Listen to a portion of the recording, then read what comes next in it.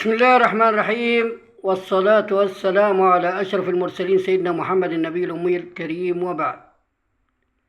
القصيدة الجاية دي قصيدة بعنوان الزمالك والشيخ ابن مالك.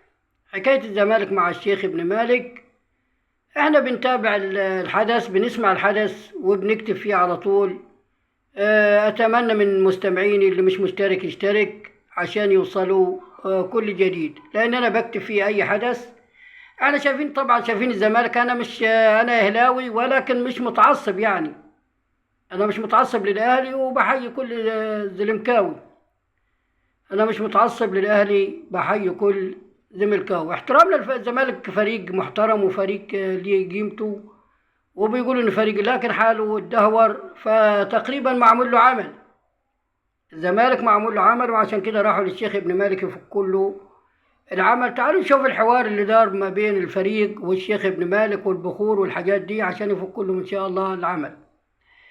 بقول الزمالك مع عمنا الشيخ ابن مالك. بقول الزمالك لما شاف طريقه معكر وطريقه غير سالك، لما انهزم بواحد واثنين وثلاثة، وافتكر علي وفاروق وكمان حسن شحاتة بعد الهزيمة، ولما شافوا إنهم جلالات قيمة بعد الهزيمة، ولما شافوا إنهم جلالات قيمة، عملوا اجتماع وقالوا طالما ذلك كذلك. عملوا اجتماع وقالوا طالما ذلك كذلك. قال الفريق معمول له عمل والعمل شديد وهالك.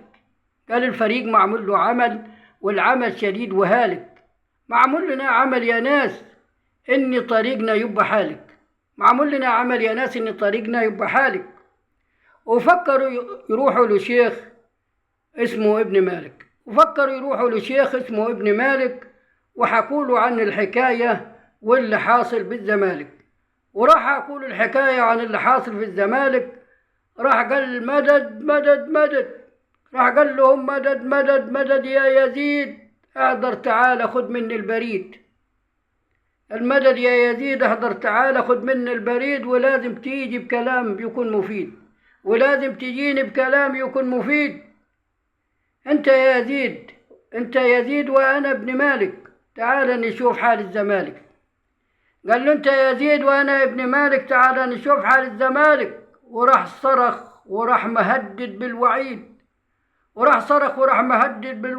قال العمل يا ناس شديد.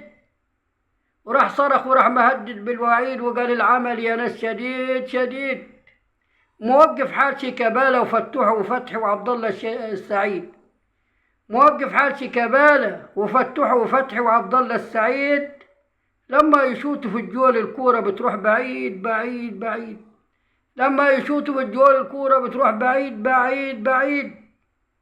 قال تعالوا ونكون أنا وانتم في نور. محتاج بخور يرجع لكم من الأهلي إمام عاشور. قال أنا محتاج بخور يرجع لكم من الأهلي إمام عاشور. وعايز كمان حفن التراب من بلد تكون بعيد. وعايز كمان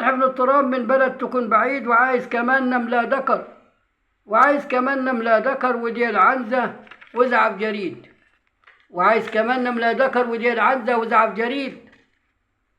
أنا بإذن الله أخلي عدوك ينهزم من الداخلية والاتحاد والمحلة والمصري في بورسعيد. وأعمل عمل للحكم يشوف الفاول بنلتي. ويخلي المسافة بينك وبين الجول 10 سنتي. محتاج أجيب بخور بمليون جنيه. أعمل العمل يا ناس شديد أشد وأقوى من الحديد. أجيب بخور من الهند والهندي بعيد. أنا هجيب بخور من الهند والهندي بعيد. وعايز يبيها 2 مليون جنيه. لأني معمل لكم عمل تاني على دي الحمام. وإلا مستحيل يسجل فيكم اللي اسمه وسام. ده معمل لكم عمل على دي الحمام، وإلا مستحيل يسجل فيكم اللي اسمه وسام. ده فلسطيني وأكيد انهزم من خاخ. ده فلسطيني وأكيد انهزم من خخام. واللي أكل معاكم عيش وملح، واللي أكل معاكم عيش وملح اللي اسمه إمام، واللي أكل معاكم عيش وملح اللي اسمه إمام لا صان عشرة ولا افتكر لما أكل كفتة وحمام. ده لا صان عشرة ولا افتكر لما أكل كفتة وحمام. بالله عليكم ده مش حرام؟ بالله عليكم ده مش حرام؟ أكيد حرام. قال ابن مالك اسمعوا يا خلق وهو يا زمالك، قال ابن مالك اسمعوا يا خلق وهو يا زمالك، معمل لكم عمل ومربوط على فنلة وسام، معمل لكم عمل ومربوط على فنلة وسام. واللي اسمه قفشة اللي ما طور انحرق ومحتاج لعفشة، واللي اسمه قفشة اللي ما طور انحرق ومحتاج لعفشة. والواد ابن عاشور اللي كان في الزمالك، والواد ابن عاشور اللي كان في الزمالك مثل زرع عبور، والواد ابن عاشور اللي كان في الزمالك مثل زرع عبور. دول لما يروحوا يشوتوا الشبكة للحارس تضلم، دول لما يروحوا يشوتوا الشبكة للحارس تضلم. فين أيام فاروق وعلي وفين أيام المعلم؟ فين أيام فاروق وعلي وفين أيام المعلم؟ وعمنا الشيخ طبعا أكيد فك لهم السحر، وربنا ينصر الزمالك. الزمالك فريق محترم وفريق قوي، ولا نتمنى له أن يوصل للمرحلة دي. ودي حكاية الزمالك مع عمنا الشيخ ابن مالك. ولكم تحياتي، شاركوني القناة حتى يصلكم كل جديد. ولكم تحياتي والسلام عليكم ورحمة الله وبركاته.